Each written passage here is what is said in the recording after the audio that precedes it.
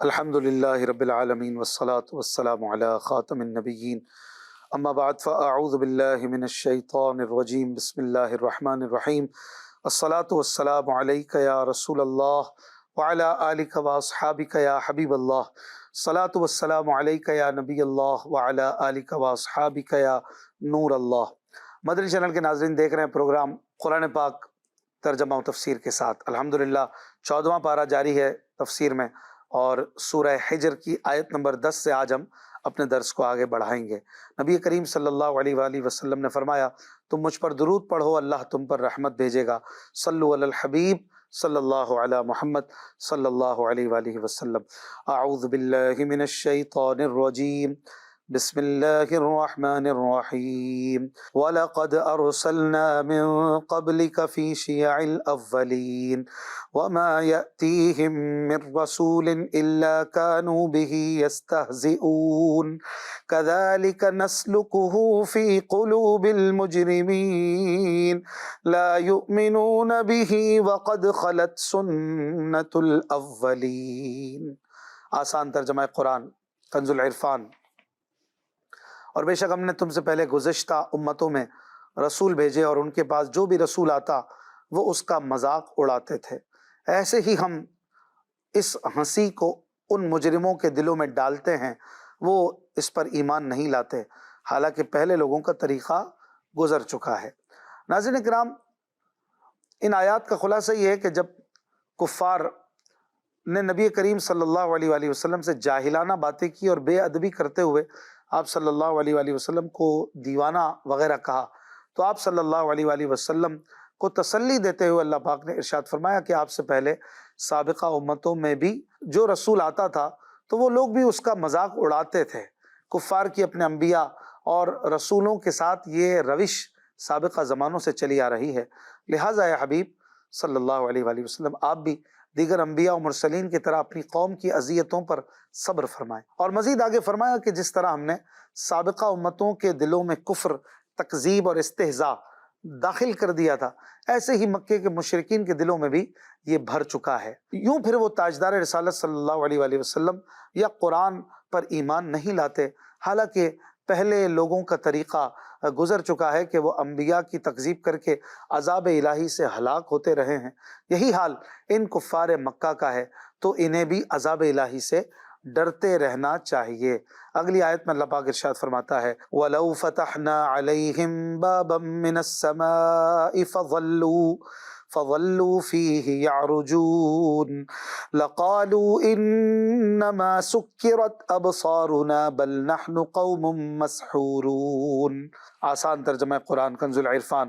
اور اگر ہم ان کے لیے آسمان میں کوئی دروازہ کھول دیتے تاکہ دن کے وقت اس میں چڑھ جاتے، جب بھی وہ یہی کہتے کہ ہماری نگاہوں کو بند کر دیا گیا ہے، بلکہ ہم ایسی قوم ہیں جن پر جادو کیا ہوا ہے۔ ناظرین کرام، ان آیات کا خلاصہ یہ ہے کہ کفار کا عناد اور دشمنی اس درجے پر پہنچ چکا ہے کہ اگر ان کے لیے آسمان میں دروازہ بھی کھول دیا جائے اور انہیں اس میں چڑھنا میسر ہو اور دن میں اس سے گزریں اور آنکھوں سے دیکھیں، جب بھی نہ مانیں گے اور کہہ دیں گے کہ یہ تو ہماری نظر بندی کی گئی ہے اور ہم پر جادو ہوا ہے، تو جب خود اپنے معائنے سے انہیں یقین حاصل نہ ہوا تو ملائکہ کے آنے اور گواہی دینے سے جس کو یہ طلب کر رہے ہیں انہیں کوئی فائدہ نہیں ہوگا۔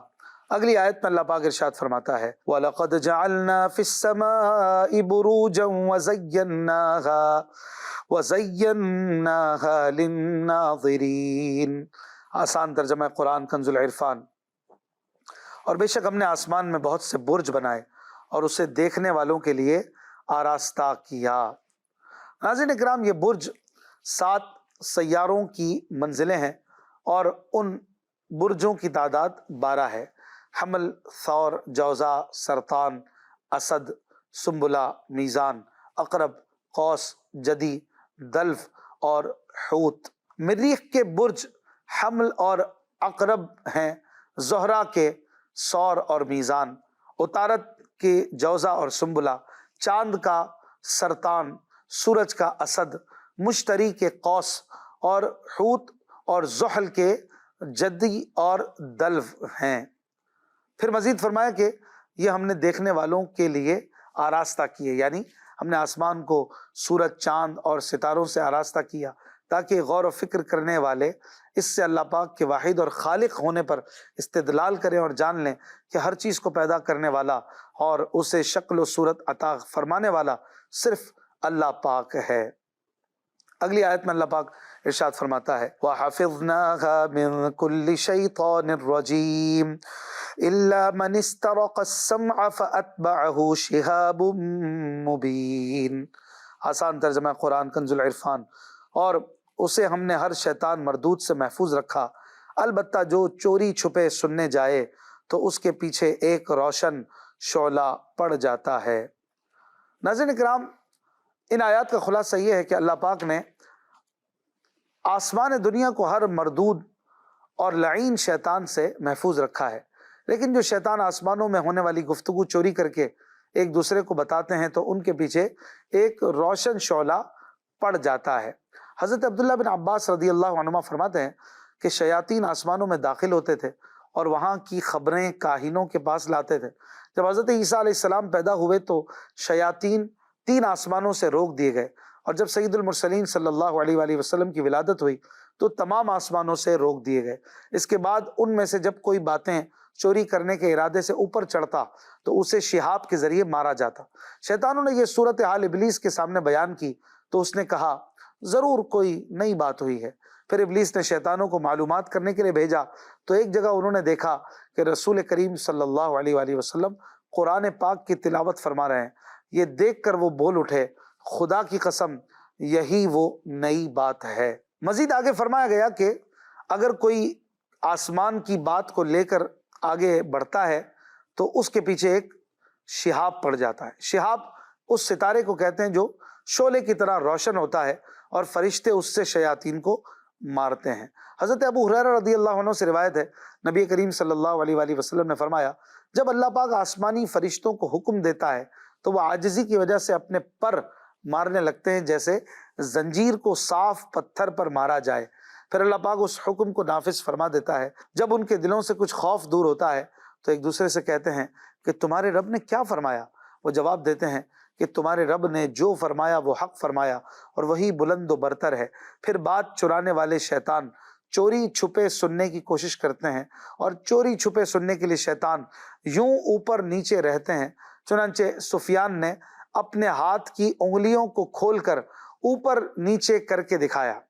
بعض اوقات تو ایسا ہوتا ہے کہ سننے والے شیطان کو چنگاری جا لگتی ہے اور وہ جل جاتا ہے اس سے پہلے کہ وہ یہ بات اپنے ساتھ والے کو بتائے، اور بعض اوقات چنگاری لگنے سے پہلے وہ اپنے نزدیک والے شیطان کو جو اس کے نیچے ہوتا ہے بتا چکا ہوتا ہے، اور اس طرح وہ بات زمین تک پہنچا دی جاتی ہے۔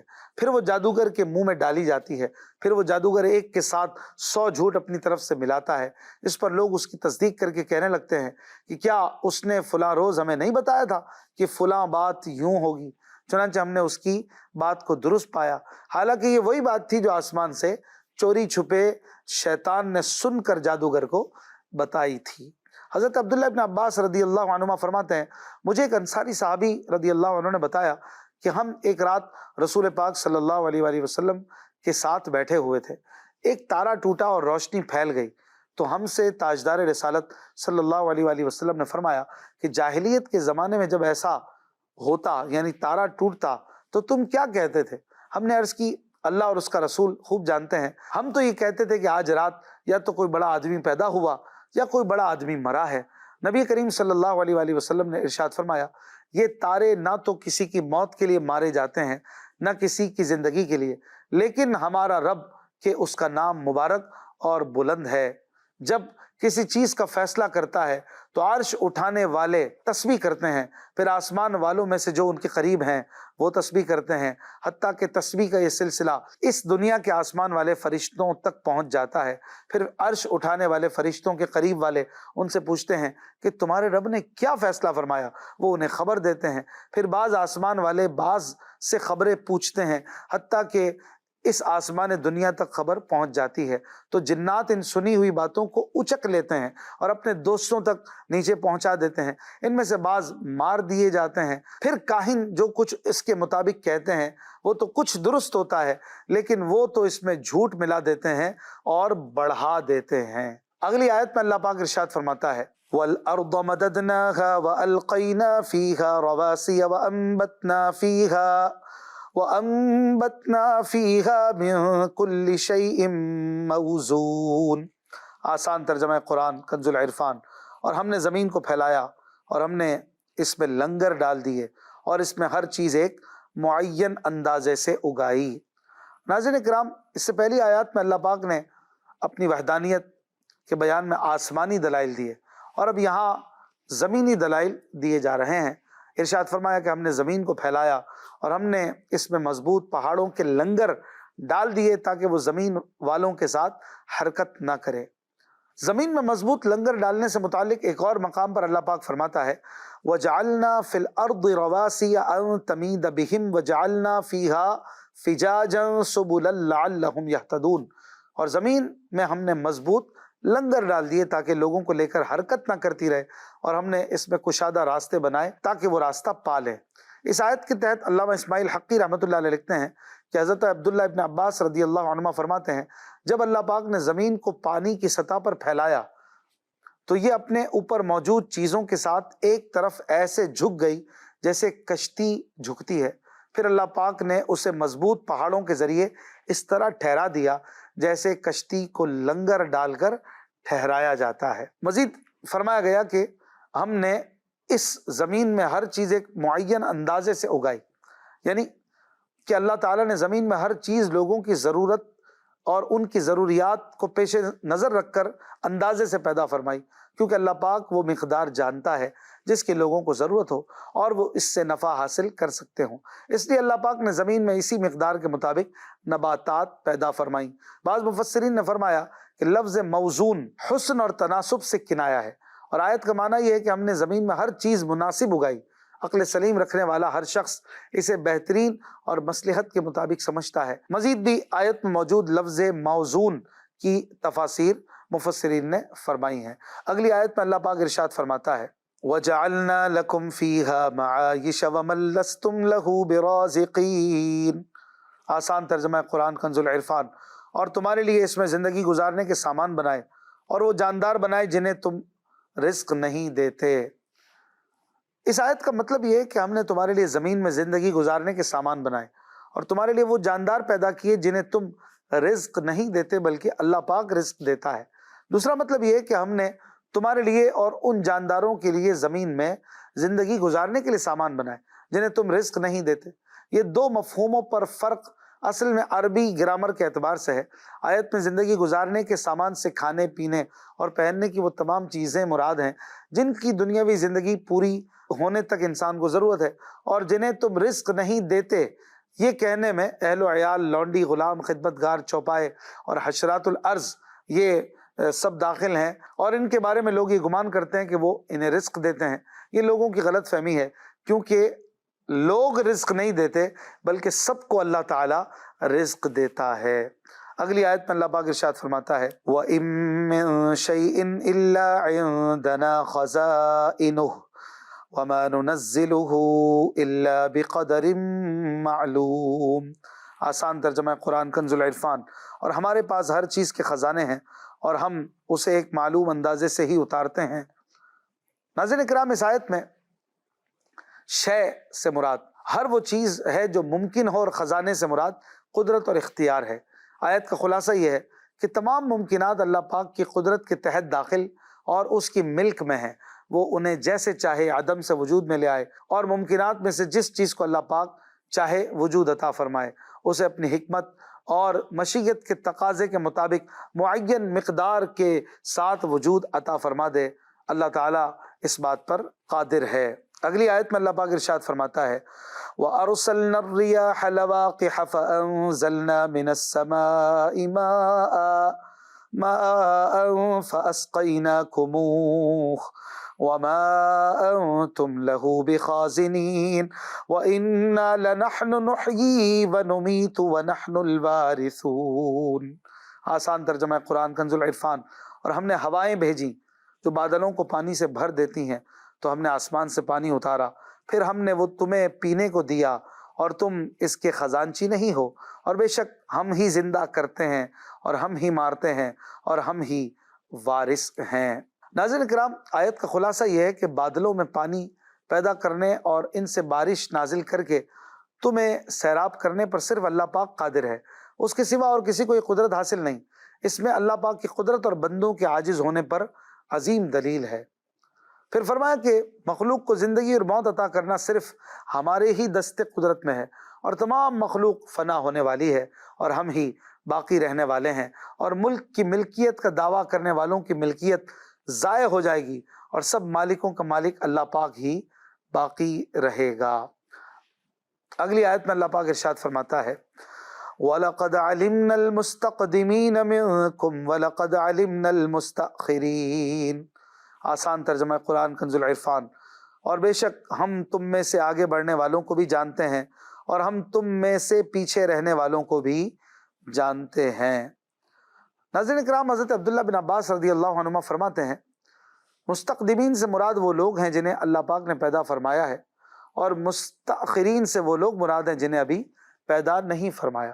امام مجاہد فرماتے ہیں کہ مستقدمین سے مراد سابقہ امتیں، اور مستأخرین سے سید المرسلین صلی اللہ علیہ وآلہ وسلم کی امت مراد ہے۔ حسن رحمۃ اللہ علیہ فرماتے ہیں کہ مستقدمین سے وہ لوگ مراد ہیں جو نیکی اور بھلائی کے کاموں میں سبقت کرنے والے ہیں، اور مستاخرین سے وہ لوگ مراد ہیں جو سستی کرنے والے ہیں۔ حضرت عبداللہ ابن عباس رضی اللہ عنہما سے روایت ہے کہ مستقدمین سے وہ لوگ مراد ہیں جو صف اول میں نماز کی فضیلت حاصل کرنے کے لیے آگے بڑھنے والے ہیں، اور مستاخرین سے وہ لوگ مراد ہیں جو عذر کی وجہ سے پیچھے رہ جانے والے ہیں۔ حضرت عبداللہ ابن عباس رضی اللہ عنہما سے روایت ہے کہ نبی کریم صلی اللہ علیہ وآلہ وسلم نے ایک مرتبہ جماعت کے ساتھ پڑھی جانے والی نماز کی صف اول کے فضائل بیان فرمائے، تو صحابہ اکرام علیہم رضوان صف اول حاصل کرنے کی بہت کوشش کرنے لگے، اور ان کا رش ہونے لگا، اور جن حضرات کے مکان مسجد سے دور تھے وہ اپنے مکان بیچ کر مسجد کے قریب مکان خریدنے پر آمادہ ہو گئے تاکہ صف اول میں جگہ ملنے سے کبھی محروم نہ ہو۔ اس پر یہ آیت کریمہ نازل ہوئی اور انہیں تسلی دی گئی کہ ثواب نیتوں پر ہے، اور اللہ پاک اگلوں کو بھی جانتا ہے، اور جو عذر کی وجہ سے پچھلی صفوں میں نماز پڑھتے ہیں ان کو بھی جانتا ہے، اور ان کی نیتوں سے بھی خبردار ہے، اس سے کچھ بھی چھپا نہیں۔ اس آیت کہ شان نزول سے یہ بھی پتہ چلا کہ صحابہ اکرام رضی اللہ عنہم کی عبادت کا اتنا جذبہ اور شوق تھا، سبحان اللہ، کہ پہلی صف کی فضیلت حاصل کرنے کی خاطر اپنے مکانات تک بیچنے پر راضی ہو گئے۔ اور یہ بھی پتہ چلا کہ جماعت کے ساتھ پڑھی جانے والی نماز کی پہلی صف کی بہت فضیلت ہے۔ حضرت ابو ہریرہ رضی اللہ عنہ سے روایت ہے رسول اللہ صلی اللہ علیہ وآلہ وسلم نے فرمایا اگر لوگوں کو معلوم ہو جائے کہ اذان دینے اور پہلی صف میں بیٹھنے کا کتنا اجر ہے، اور انہیں قرآن دازی کرنے کے سوا ان کاموں کا موقع نہ ملے گا، تو وہ ضرور قرآن دازی کریں گے۔ حضرت ابی بن کعب رضی اللہ عنہ سے روایت ہے نبی کریم صلی اللہ علیہ وآلہ وسلم نے ارشاد فرمایا بے شک پہلی صف فرشتوں کی صف کی مثل ہے، اور اگر تم جانتے کہ اس کی فضیلت کیا ہے تو اس کی طرف سبقت کرتے۔ حضرت ابو امامہ رضی اللہ عنہ سے روایت ہے حضور علیہ الصلوۃ والسلام نے فرمایا اللہ پاک اور اس کے فرشتے صف اول پر درود بھیجتے ہیں۔ لوگوں نے عرض کی اور دوسری صف پر؟ ارشاد فرمایا اللہ پاک اور اس کے فرشتے صف اول پر درود بھیجتے ہیں۔ لوگوں نے عرض کی اور دوسری پر؟ ارشاد فرمایا اور دوسری پر بھی۔ حضرت عائشہ صدیقہ رضی اللہ عنہا سے روایت ہے کہ رسول اللہ صلی اللہ علیہ وآلہ وسلم نے ارشاد فرمایا ہمیشہ صف اول سے لوگ پیچھے ہوتے رہیں گے یہاں تک کہ اللہ پاک انہیں اپنی رحمت سے مؤخر کر کے دوزخ میں ڈال دے گا۔